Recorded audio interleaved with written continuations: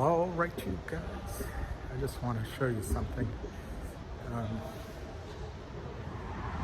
This is the Monica Lewinsky Hotel, the Mayflower. This is Washington Square and Farragut North. This is Connecticut Avenue. But right here is Gibson Dunn. Gibson Dunn. And this is their DC offices here. Morton's is upstairs. This used to be where Duke Zebert's was. It was the place to meet in DC. Anyway, I had planned to come to Baker Hostetler and give a short video addressed basically to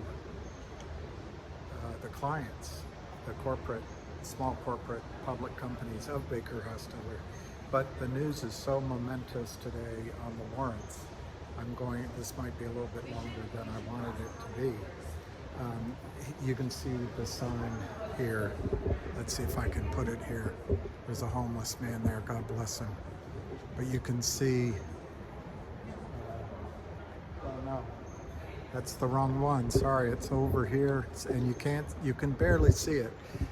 I'll point it out to you.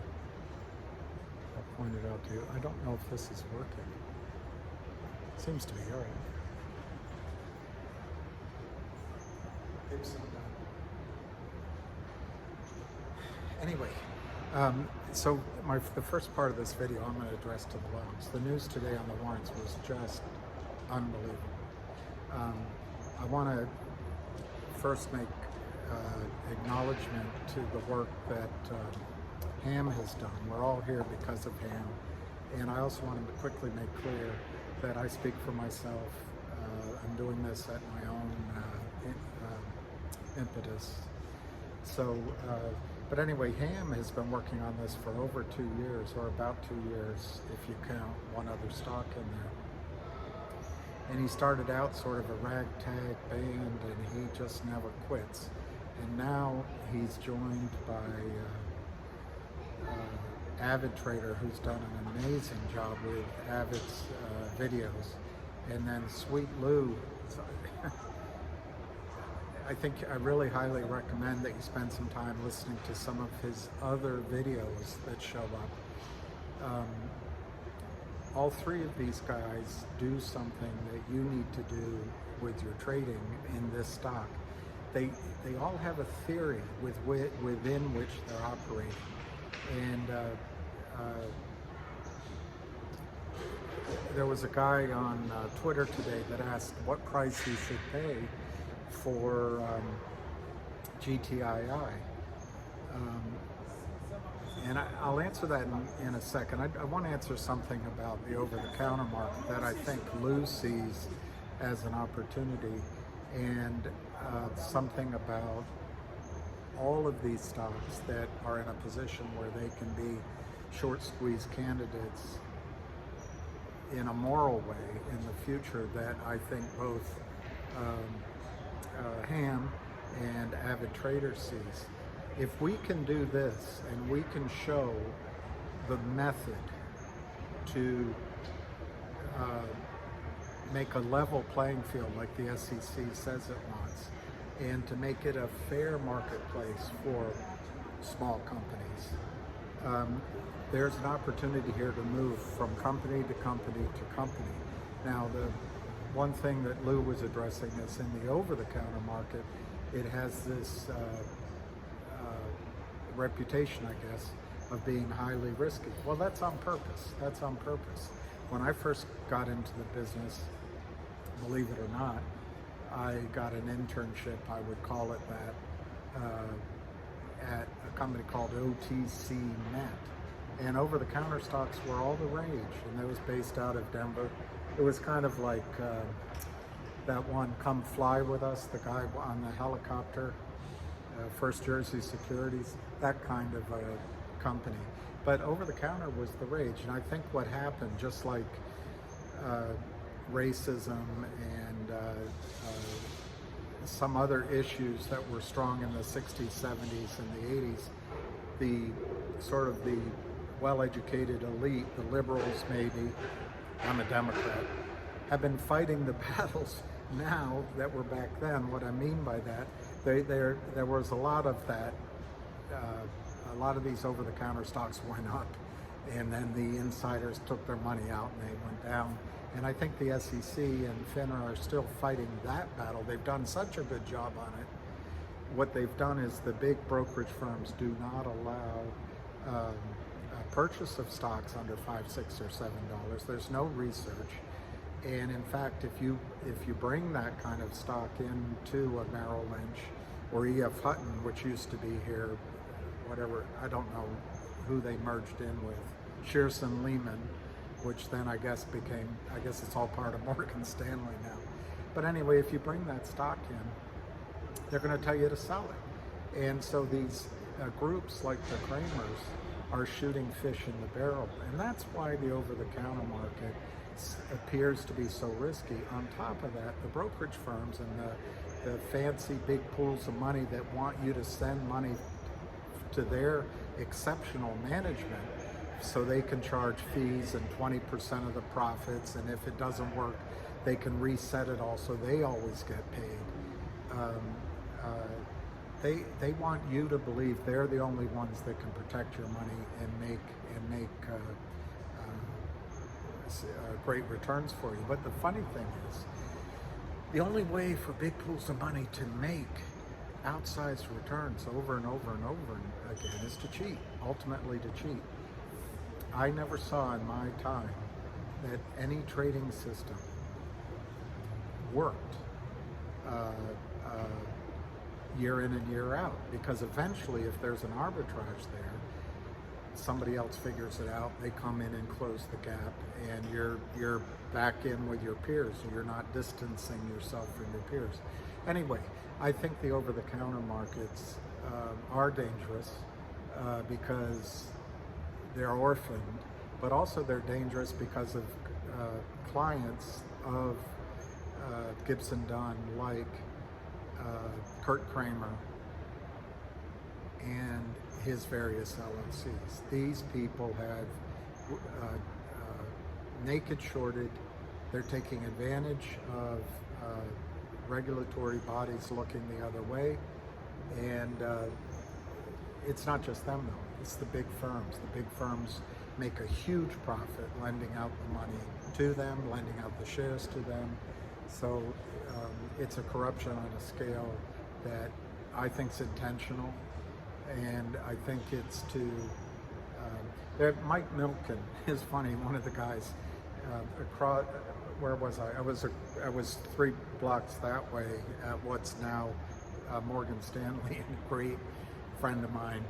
I went into his office, and on the Quotron, that's the computer, he had a thing stuck on the side of it, and it was a quote by Mike Milken. Mike Milken said, "If you need a tax loss, call a retail broker."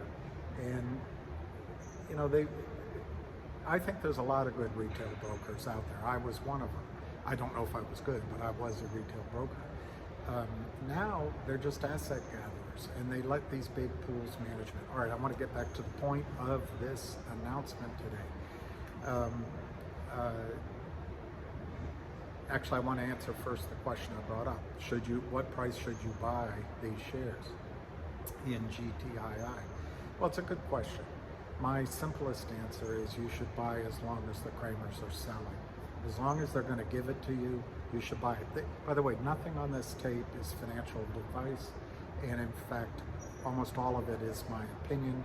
There's going to be a couple quotes I read from a website that's obviously not opinion, but this is not financial advice. But if you're inclined to invest, you should buy as long as the Kramers are selling. What price should you put your limits in? Do you really care if you pay $2.50 a share, or $5 a share, or $10 a share? At some point, this is going to move in quantum leaps, and I'll explain why in a second, but it's going to be a 10x move from a number and then it's going to be 100x total move from a number, and it might even be 1000x from that number. Now, if we assume it's 250 where it is right now, then that means you're talking about $25 target, $250 target, and believe it or not, $2,500 target. Going back to the theory, the framework that you should have, this is my framework of theory. There is no resistance. There's such a puny plan, like in Superman. What a puny plan. There's a puny bit of resistance at the previous high, $4.70 or something. It's irrelevant. So I think by closing above at a yearly close high, obviously intraday it went higher, we're already breaking through to the upside. There isn't anything up there. There isn't anything. The only sellers are you and the Kramers. So my theory is, we don't know how high it's going to go. There's no, I don't understand brackets, I have to admit that. I don't know what it means. But what I think you do is try to have a theory of what you expect, and try to, if you get 80% of it right, you get an A+. You're lucky if you get 80% of it right. My theory is that after the first nervous Nellies get out, the churning here, around here, might be at $5, might be at $10, might be at $21. The stock's going to leap. Why? Because brokerage firms, the prime broker, but also other brokerage firms are going to have to step in and cover the errors. They're going to buy, and I'll explain that to you in a second. So what happens in the case when all the initial selling's gone and the Kramers are no longer allowed to sell, because they won't be? How high does it go? You've got let's say you have 35 million shares amongst all of us. I think which I think is an exaggeration. I think some of those shares are insider shares. They're not going to be traded. And then you might have a 10 million that was issued that I'm not sure when it's available to trade. But let's just say there's 25 to 35 amongst us to sell. It's at some point, some price. There's 100 million to 350 million, but let's just stick with 100 million. Remember, 14 million just got sold naked short counterfeit by the Kramers in the last week. 14 million, Gibson Dunn. Your clients just sold stock that doesn't exist. 14 million shares, but let's just stick with 100. Okay, after we get through that little bit, the rest of it has to be bought in the error accounts of possibly the market makers. I doubt it. I think they'll already be gone. But in the TD Ameritrades, the E-Trades, the Schwabs that have the warrants, which I'll discuss in a second, but they'll have to buy in their fake shares, their IOUs. But then the prime broker has to buy in.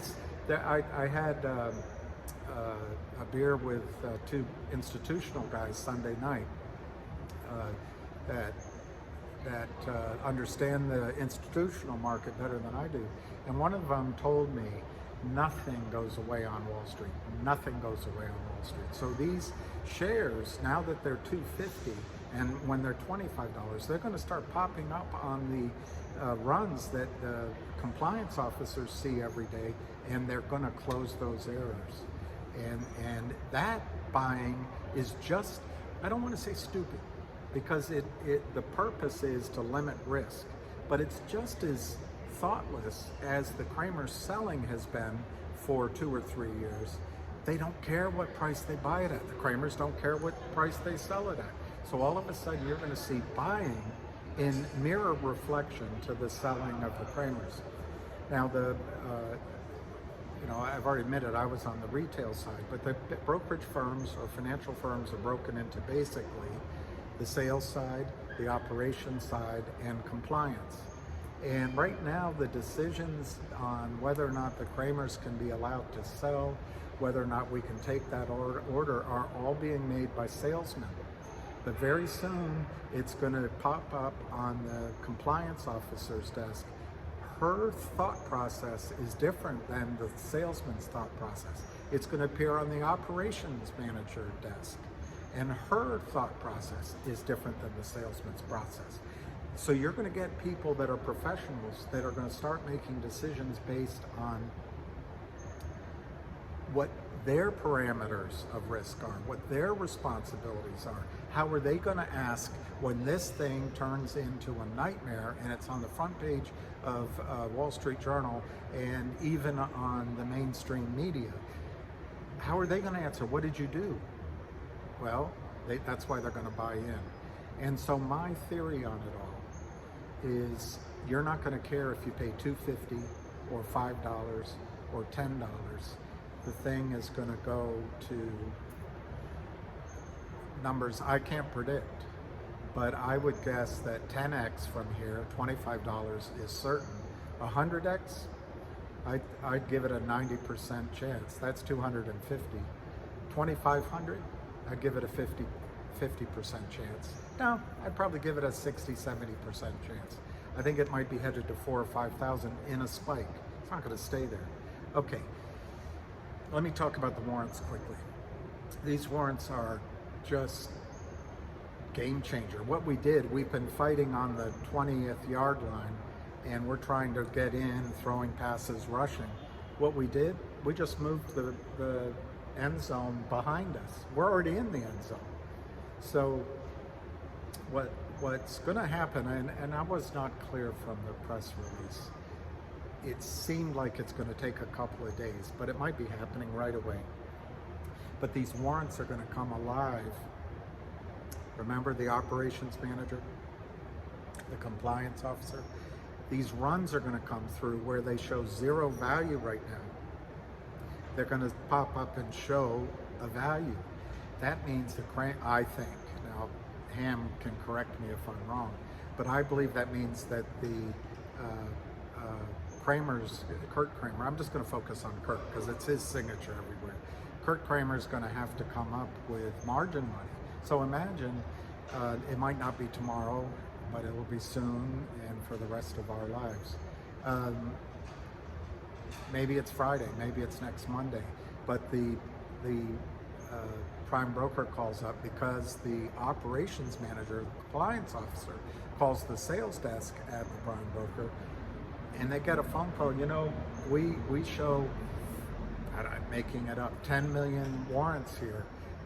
I'm just doing it because it's simple math. Maybe it's 5, maybe it's 8. But call it 10 million warrants here, all in your accounts, and that's showing 50 cents right now. We need $5 million by 12 noon. Where are the Kramers going to come up with that? Let me give you some numbers that just happened this week. Let me give you some numbers. It's rumored that the Kramers are worth $60 million. That's what I heard. It's also rumored that they use 6 or 7 client accounts out of Great Neck that are multi-millionaires, and it's maybe 400 million in those accounts. Of course, they've been doing this thieving for a long time, so they probably have other money squirreled around elsewhere. But what just happened in the last 3 weeks? On 100 million shares naked shorted, the Kramers are down $200 million. $200 million. Do you think that $200 million is nothing? That's on a move to $250 a share. Imagine if this thing goes, let me use my first target, 10x. 10x. I don't even want to say the number. Is it possible 200 million times 10 is 2 billion? They don't have them, they can't stand much longer. This thing is over. It is over. Now the warrants are also going to give the company money. So you know, the Kramers' modus operandi is to drive a corporate account into bankruptcy because the price keeps getting lower. There's dilutive effect. The companies can't use their stock as currency simply because there's so much of it. People get discouraged. They can't hire talent. Gibson Dunn, your client, Kurt Kramer, it's not in this office. It's a guy named, I think, Michael Dunn. I have his thing here in your LA office. But still, it's your client is criminally destroying your other clients that you say, and I'm going to read a little bit of it, that you say you're here to protect. So I forgot I forgot my point, but what I'm trying to tell you is the Kramers can't stand very much longer. That's it. And their modus operandi, regardless of whether they have this toxic note protecting them, is to drive shares to zero so that the companies just become non-operating companies. They hope they don't go bankrupt so they don't pay taxes, but they barely function. And well, that's not going to happen here with GTII. GTII overnight is going to have a few $1 million because of warrant exercises. So how do you fight that, Kurt Kramer? And apparently they're going to issue new warrants at $350. So when all of them are exercised, which I think will happen, the company's going to have 10, 20, $30 million, which is equivalent to how many shares are outstanding free to trade. Not outstanding, scratch that. The free to trade portion of their total outstanding. Okay, so let me tell you where, I've already told you where I think the stock can go. When can it happen? I think it can happen depending on how that press release, the way I read it, it might take a couple of days for the price change to occur in the warrants, but I'm not sure. That's something I'll have to get clarity on. But I think in the very presently, which means in the very near future, the warrants are going to come alive, and Ameritrade and E-Trade and the rest of them are going to have to buy shares. Otherwise, they're going to be part of the fraud. So to go back to what price should you pay? If it were me, it's not advice. I would just, depending on how much I was trying to buy, if the ask had enough shares there, I'd buy it all. And I wouldn't worry. Obviously, it's more volatile. It'll go from 250 down to 175. I'm not predicting that. But it could come back down to 2 or 180 easily, but I'm not predicting it. So you get in at 250, 260 tomorrow, and you go, oh God, I'm down. But remember, go back to the theory of why you're in this. You're not in it like any other trade. You're in it because there's at least double the amount of shares to buy than we can sell. There might be 3 or 4 or 5 times the amount of shares to buy than we can sell. And we can only sell once. So the marginal share price, those people that time it right and hold on to shares, the brokerage firms are going to have to pay to the sky to get those shares back. This is a once-in-a-lifetime setup. And it's because of hubris on Wall Street. It's because no one wants to look at it. And they're trapped. All right, now I want to just talk to the corporate clients, the small public corporate clients of Gibson Dunn. Gibson Dunn's obviously a great firm. I think they're 14th or 15th largest grossing law firm in the world. I think that's opinion, in my memory. That's what I remember reading. And I don't want to make any value judgments here. I just want to read something, a little bit of something that was in their on their website, written by. Here, I'll hold it up. That's the title, and that's the date. I'll read it to you. This is What to Know About Short Sellers' Risks During the Pandemic. It's by Avi Weitzman, Barry Goldsmith, and Jonathan Siebold, dated June 3rd, 2020, and it's still currently there on the Gibson Dunn site. So I just want to quickly go through it. It says here, publicly traded companies are increasingly susceptible to fraudulent short seller attacks. A recognized short seller who is blogging or posting false information can cause a large stock decline in the price of your stock. I'm trying to talk to these small public companies.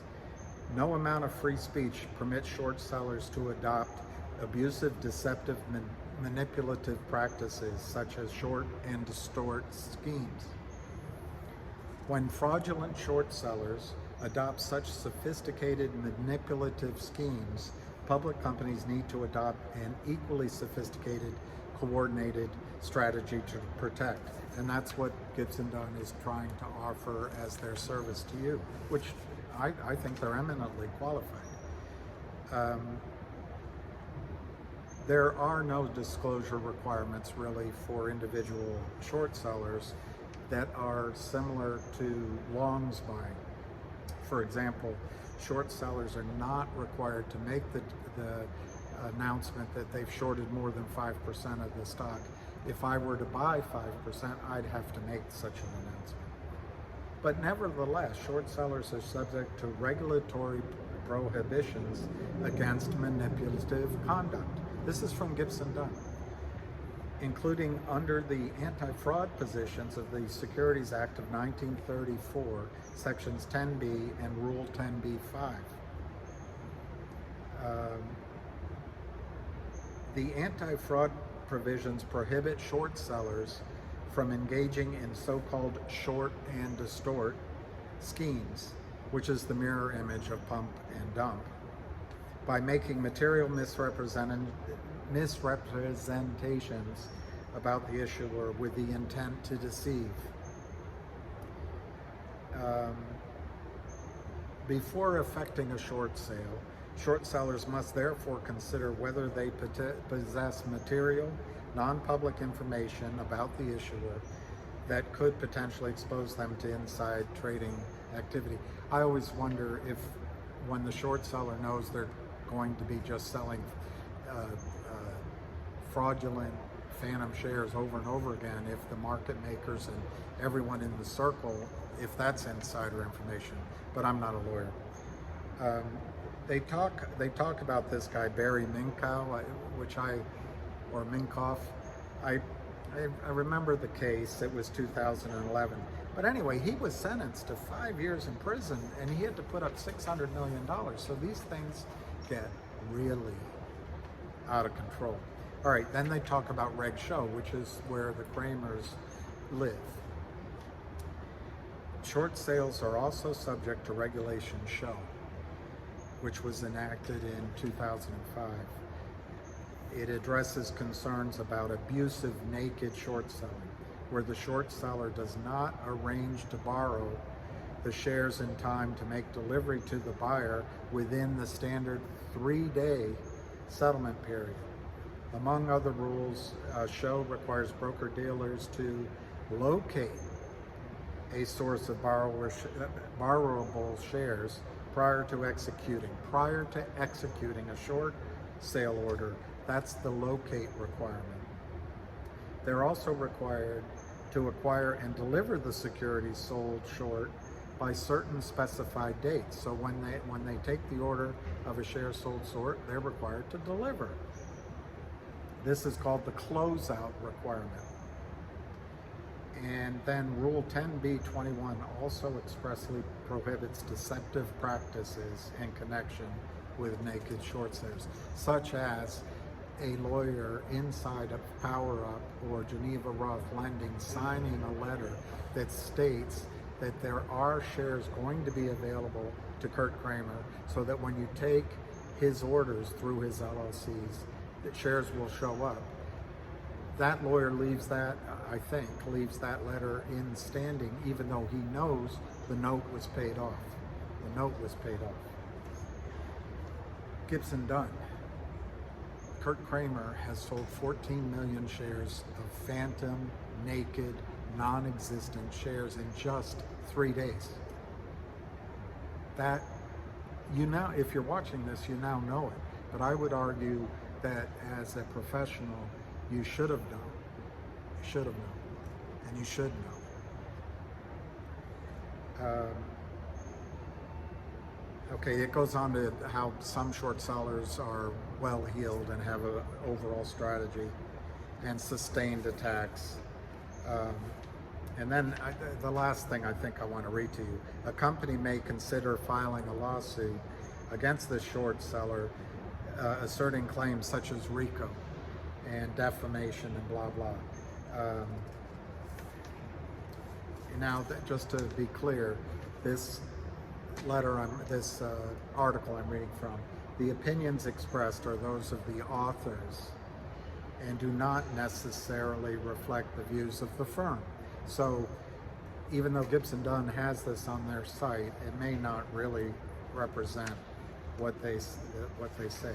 Now, the lawyer, I'm talking to any small corporate companies, public companies that are considering hiring Gibson Dunn or now work with Gibson Dunn. The lawyer that represents Kurt Kramer or his LLCs is Michael H. Dore, D-O-R-E. And his email is mdore, M-D-O-R-E, @Gibson Dunn. He's in their Los Angeles, California office. And he was a former federal prosecutor, and he represents entities and individuals with federal and state grand jury investigations and prosecutions. So you wonder why Kurt Kramer turned to this guy. This might be why. His areas of expertise are, among other things, securities and accounting fraud and RICO. He's represented Ashley Judd and Worldwide Pants, which you know is David Letterman. Most recently, he's been recognized as one of the best lawyers in America, 2023 publication of the white collar criminal defense category, white collar criminal defense. He's a UVA Juris Doctor. Okay, so that's enough talking to the clients of Gibson Dunn. Now I just want to quickly say something to Gibson Dunn. Are you sure that you want to retain Kurt Kramer as your client? Because the magnitude of these numbers is so high. One, you're probably not going to be paid unless you got paid up front. But two, it's going to hit the front pages around the world with a thunderclap. And I'm just not sure that Kurt Kramer's small bit of business compared to all the businesses that you're trying to attract, protecting companies against short selling, I'm not sure it's worth the risk. I'm just not sure.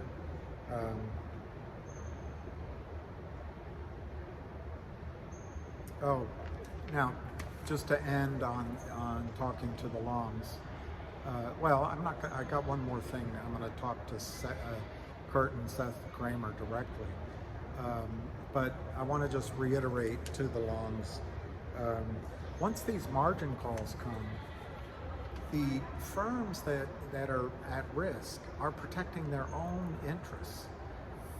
So they don't protect the Kramers. And I went through it. There's nothing worse than Pat calling me up and saying, Bill, I need that money in by 2. Well, can I have a little more? Well, you can have till 4 o'clock. Otherwise, and if it's not in by 4, we're buying it in tomorrow morning. They don't care about the price. Or it's a sellout, usually in my case. So my point is, those margin clerks, those compliance officers, those operations guys at these firms, they're going to follow the rule that was in the movie Margin Call, I think it was, Jeremy Irons' role. He said that the way we can beat our competition is to be smarter, work harder, or be first. They're gonna be first. Why? What's their incentive to be first? Because if you sell it out, you have the cash, or buy it in, you have the cash in your account. If you wait, you might be one of the poor firms that have to get your money from either the DTCC or Set & Co. And that's gonna be lawsuit city. That's gonna take 3, 4, 5 years. So the incentive is to act first. All you need is one of those margin clerks to act in the interest of their own firm, and we're off to the races. And like firecrackers, Chinese firecrackers, one will set off the other, set off the other, set off the other.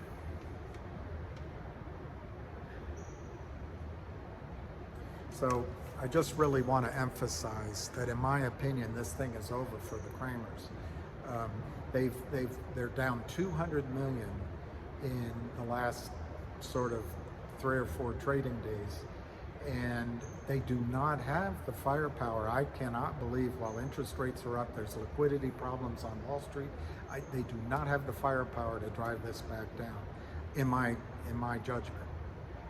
And so I just want to say something to Charlie Mayo. One thing that happens, Charlie, when big errors come to brokerage firms, there's layers of protection. First, the clerk or the margin clerk or the operations manager, when I'm a REIT, it will sell me out. In your case, they'll buy you in, and they'll put the cost of it on you and Seth Kramer. Well, to the extent that that's not enough, and it's a massive error, it's gonna go up the chain, but people are gonna be fired, and there's gonna be lawsuits. And Kurt and Seth have put you in charge of that little boiler room. It's not because you're a great guy. It's not because you're a genius. It's because they want a layer. They want someone they can say, hey, he failed to supervise. Remember that, Charlie. They're going to accuse you of failure to supervise those group of criminals that are sitting around you. They're going to say that you failed to supervise. So it's not them, it's you. So if you have a deal on the offer from somewhere, I would cut it. Now I want to say to Kurt Kramer,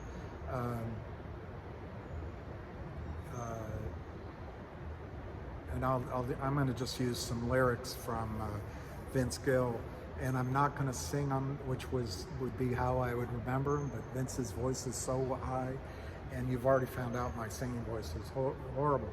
But he has a song called "Pocket Full of Gold," and I'll just go through part of it. But it says, how many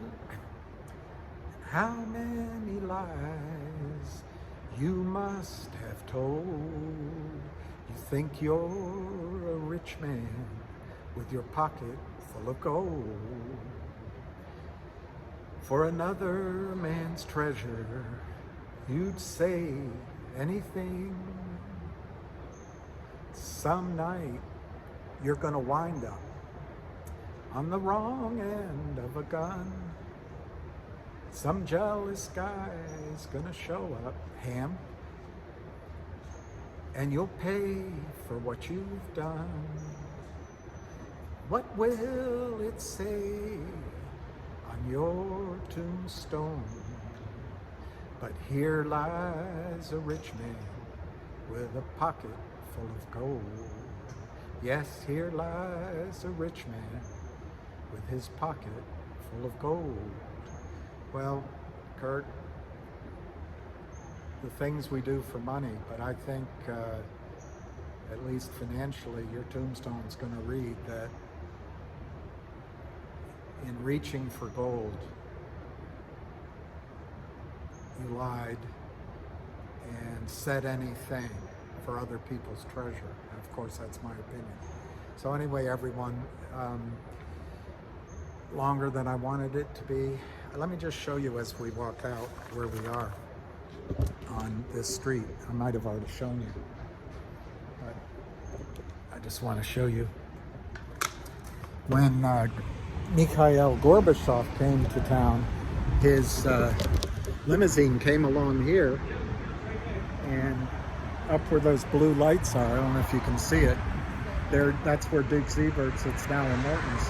But I was standing right there waving to him. I swear he waved right back at me. But here's Connecticut Avenue. Merrill Lynch, the flagship of Merrill Lynch office, used to be here in this building. And this is the beautiful Washington Square. 17th goes down to by the White House, but it goes to Pennsylvania Avenue, crosses Pennsylvania Avenue, and obviously 1600 Pennsylvania Avenue is one block over. All right, so that's your beautiful capital city. 40 minutes, I know, is a lot to listen to. I think this thing's about, believe it, it's hard to believe. You can pinch yourself, but this is about to, you didn't get in this for $1 or $1.50, in my opinion. I don't know what you got in, but for my